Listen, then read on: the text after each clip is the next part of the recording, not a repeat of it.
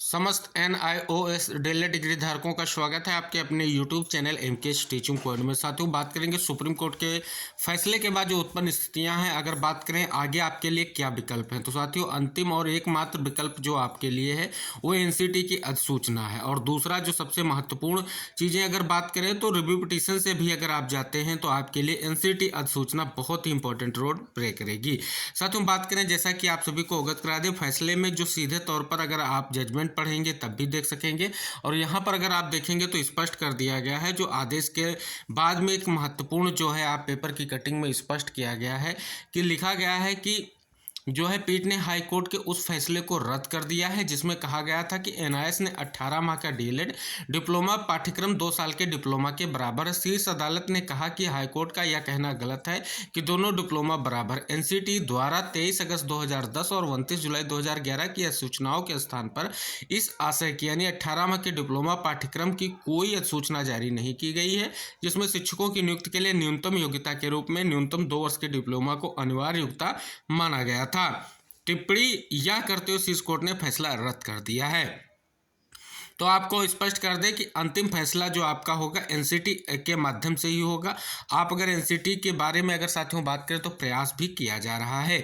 और साथियों सीधे तौर पर जो स्पष्ट रूप से प्रयास किया गया है और जो आपको स्पष्ट रूप से अवगत करा दें, लगातार प्रयास यही जारी है। NCT जल्द से जल्द जो मान्यता पत्र जारी किया गया था उसको गजट में बदल दे। और गजट में अगर साथियों ये चीज़ आ जाती है, स्पष्ट हो जाता है, तो सीधे तौर पर आपके लिए एक लड़ाई जो है बहुत बड़ी हो जाएगी और निर्णायक भी हो जाएगी। और गजट के स्पष्ट होते ही आप सभी लोगों के लिए चीज़ें स्पष्ट हो जाएंगी और आपके चयन की जो संशय की स्थितियां हैं वो स्पष्ट हो जाएंगी। साथियों, एक महत्वपूर्ण चीज़ आपको इंगित करा दें, ईमेल के माध्यम से जो है आपके केंद्रीय शिक्षा मंत्री को स्पष्ट रूप से इस बाबत जो है कहीं ना कहीं मेल 22/11/2023 को सेंड किया गया है और इसमें स्पष्ट रूप से बात की गई है। आप सभी साथी देख सकते हैं। इस ईमेल का सीधा सा स्पष्ट सा निर्देश यही है कि जो उत्तराखंड डीएलएड के अध्यक्ष जी हैं या कहें जो आपके मेन डीएलएड के स्पष्ट रूप से जो देख रहे हैं वो नंदन सिंह बोहरा सर ने स्पष्ट रूप से ये प्रयास किया है और ये ईमेल किया गया है 22 नवंबर को। इसलिए ईमेल किया गया है कि मामले को देखते हुए गजट को स्पष्ट रूप से जारी किया जाए और जल्द से जल्द इस मामले का निस्तारण किया जाए। अगर साथियों देखें तो वर्तमान में कई सारी चीज़ें देखने को मिल रही हैं। अब कई सारे राज्यों की स्थितियां अलग अलग हो चुकी हैं।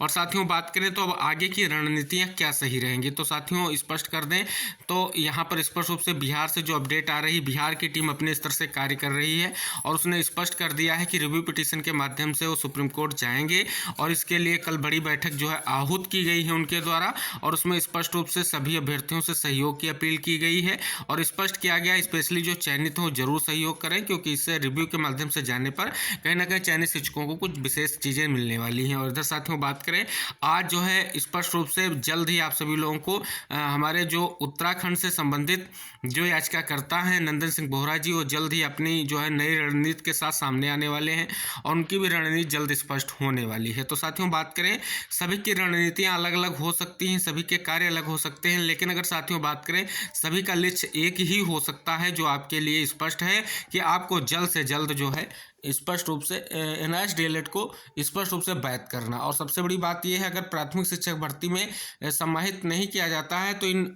जो आपके लगभग 12 लाख प्लस NIS डीएलएड प्रशिक्षण अभ्यर्थी हैं इनका क्या होगा, ये सबसे बड़ा सवाल निकल कर सामने आ रहा है। तो इस चीज़ को देखेंगे तो NCT की अधिसूचना इंपॉर्टेंट है, यानी गजट इंपॉर्टेंट है और मान्यता पत्र अगर गजट में चेंज हो जाता है तो स्पष्ट हो रहा है कि आप सभी लोगों का चयन बिल्कुल संतुष्ट हो जाएगा। चयनितों को तो सेफ होंगे ही होंगे, लेकिन प्राथमिक शिक्षक भर्ती का जो संशय है वो भी दूर होगा। तो साथियों इस प्रवेश में आप देखेंगे तो जो सरकारी विभागों में चयनित हैं या सरकारी शिक्षक हैं और स्पष्ट रूप से उन्होंने NIS के माध्यम से 18 माह का प्रशिक्षण लिया है, उनके लिए कल सूचना आई है। आप सभी देख सकते हैं बिहार शिक्षक भर्ती में उसमें स्पष्ट कर दिया गया है कि उनको जो है परीक्षा में मौका दिया जाएगा और जो है प्राइवेट और अन्य जो है उनके लिए कहीं ना कहीं दरवाजे अभी बंद कर दिए गए हैं इस आदेश के परिप्रेक्ष्य में। तो साथियों निवेदन यही रहेगा, NCT भी विकल्पों पर विचार कर रही है क्योंकि NCT ने अभी किसी भी तरीके से कोई एक्शन नहीं लिया है। आदेश आ चुका है, एनसीटी की स्पष्ट रूप से यहाँ पर एक्शन लेगा। अगर एक्शन लेना होता तो अब तक एक्शन स्पष्ट हो गया होता है। लेकिन साथियों बात करें तो स्पष्ट रूप से एनसीटी को भी पता है कि यहाँ पर कुछ गलतियाँ हुई हैं और उनको सुधार करने के लिए मौका दिया जाना चाहिए। अब रिव्यू के माध्यम से याचिका के कारण जो भी चीज़ें हैं वो निस्तारित करी जाएंगी और रिव्यू का आधार यही मजबूत रहेगा कि आप जो है एनसीटी अधिसूचना पर जोर दें।